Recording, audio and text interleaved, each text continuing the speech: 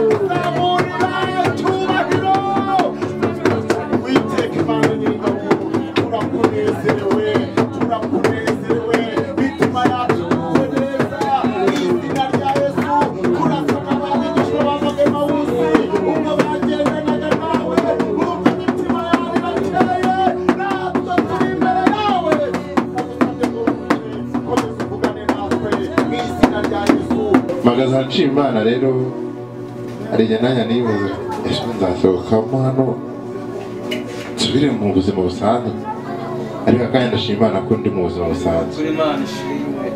Mbona mfashe umwanya nshima Imana, ntabwo nari nzi ko iyi gahunda sinarengeje nayimenye bintunguye, ariko ndashima Imana ko mpari.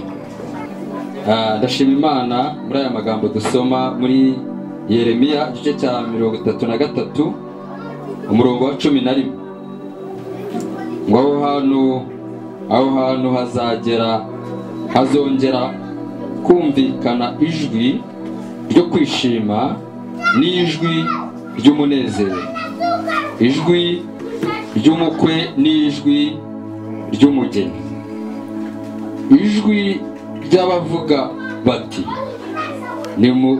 nimuhimbaze Uwiteka Nyiringabo, kuko Uwiteka ari mwiza.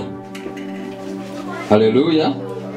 Imbabazi ze zihoraho iteka ryose. Numvaga nshaka gushima Imana muri iri jambo. Uyu ni umunsi w'iteka yaturemeye ngo tuwishimiremo. Nanjye ndibuka ubwo nari ndi mu butayu muri gereza, ntabwo nari nzi ko nzongera guhagarara imbere y'ubwoko bw'Imana narabohowe, Imana yarafunguye. Ubwoko bw'Imana nawe igitangaza cy'Imana, ubwo yankuraga ku rubanza nagomba gufungwa burundu, Uwiteka akamburanira nkabona asohotse ndi umwere. Mwongere mumfashe tuyizamure icyubahiro. Ni ukuri Imana yo mu ijuru yumve ko gishimiye ibyo yankoreye, ndabizirikana. Nongeye gushima Imana rero kubw'uyu munsi, shima Imana kubw'umuntu wese wateye intambwe akaza. Ni ukuri Imana ibaho umugisha. Nanezerewe kugenda mbona abantu twabayurura butayu muri ubuzima bwo kuba muri gereza, bagiye baturuka imihanda n'imihanda. Imana ibaho umugisha. Nongeye gushima Imana kubw'abashyitsi, nongeye gushima Imana kubw'iki kirori. mu by'ukuri ibintu umuntu yashima Imana ni byinshi ariko mumfashe tuzamura Imana icyubahiro. Amen. Murakoze. Nitwa Bizimana Emmanuel,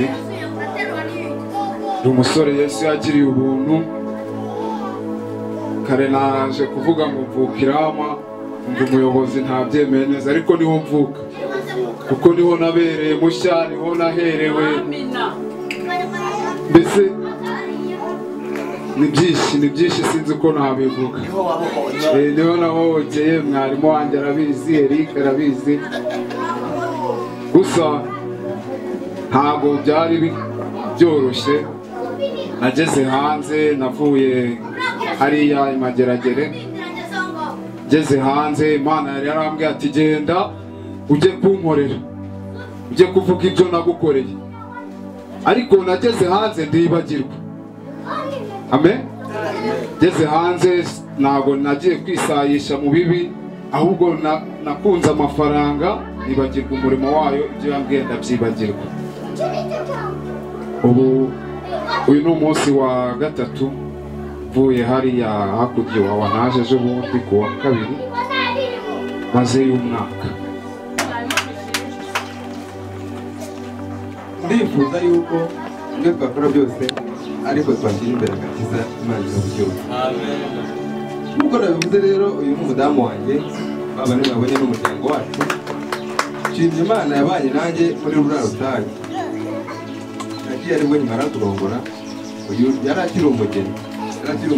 Nta hantu yari yakamenya, ariko yabanye nawe. Imana nsigariye ku rugo, ndagaruka nsanga urugo rujyana. Imana yabubyubahiro. Ibyo ni byo shimwe rya mbere ndashima Imana, iyo ntekereje gushima Imana. Nshima Imana yabanye nanjye ikandindira urugo nk'ahari, nkagaruka nsanga rugihagaze. Imana yabubyubahiro. Imana yandindiye umudamu, nsanga afite ubuhamya bwiza muri karitsiye, nsanga agifite agakiza. Ibyo bituma mbishimira Imana, iyo byibutse Imana yabubyubahiro. Reka umudamu uragira ikintu abivuga.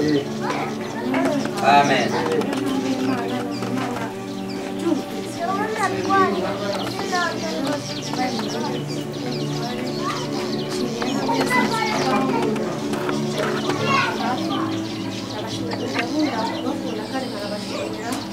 Imana yarakoze, amaze kugenda na kwiga Imana uzamufashe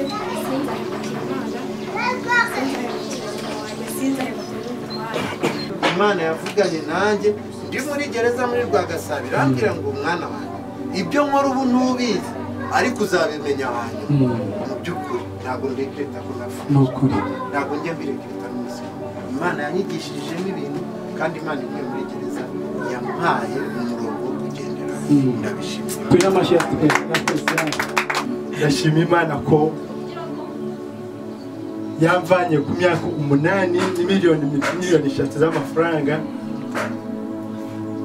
ngeza ku myaka 3 no gusohoka. Nibuka ijambo rimwe kubera minota 2 rirarangiye, ijambo rimwe ndi mu rukiko nangize kujurira. Judge, I didn't know her, na umuzi n'umudamu sinzi oba nibuka izina. Rero yavuze wa mugabo humura, ibyo umushinja cya ari kugushinja byose nta n'ikimwe ngiye gukoresha kugira ngo gukira urubanza. A judge, then whatever they have levied against you, not even one statement am I going to use to pass judgment against you. Humura. Narasose mu rukiko buri muntu avuga ngo umunyamahanga aratashe, nta kintu natanze, ariko Imana ni nyakuri. Beneda mukomere ku Mana. Give me favor in front of the judge. May there is favor in front of the judge. Kubera numvaga nta kintu kinshinja ko nakoze imyambaro mimbano n'ikinyoma kigaragara kijyaho, bavuga amagambo menshi cyane, ariko Imana yarabaye.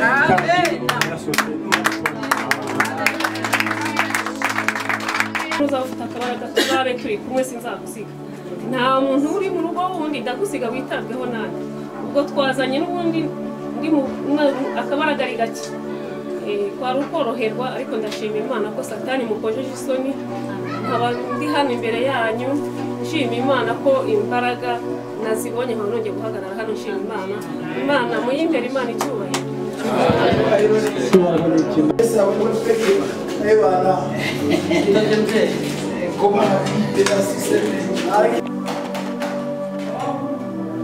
Izina cyitwa Groupe Rama. Yesu ashimwe. Uwo munsi niryo zina yitwa kugeza na n'uyu munsi. Ni naryo izakomeza kwitwa mu gihe cyose izaba ikiriho. Ntabwo byagarukiye kuri Rama gusa, hari irindi jambo ryiyongeyeho, ijambo rivuga ngo Rama y'Inayoti, umusozi w'abahanuzi. Amen. Usanzwe ndi umurezi nimvuga cyane muranyu. Amen. Amen. Ndashimira ko uyu mwana yakuze. Amen. Amen.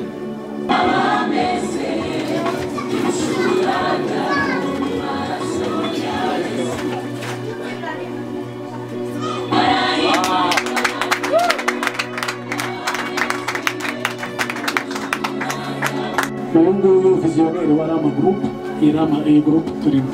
Imana iha umugisha. Haleluya. Amen. Haleluya, haleluya.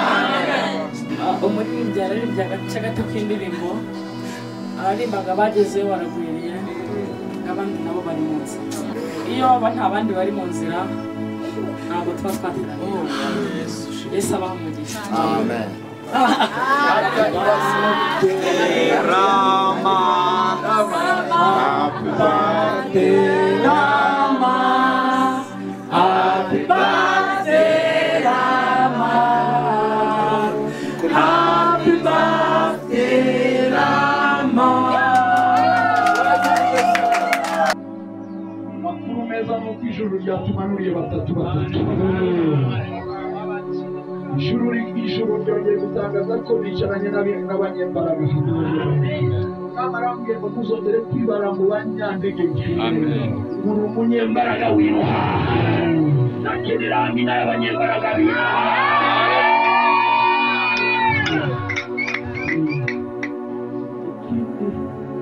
Umwami yaravuze ngo Mose yatsindishije ubwo Aburahamu atsindisha abagabo 310.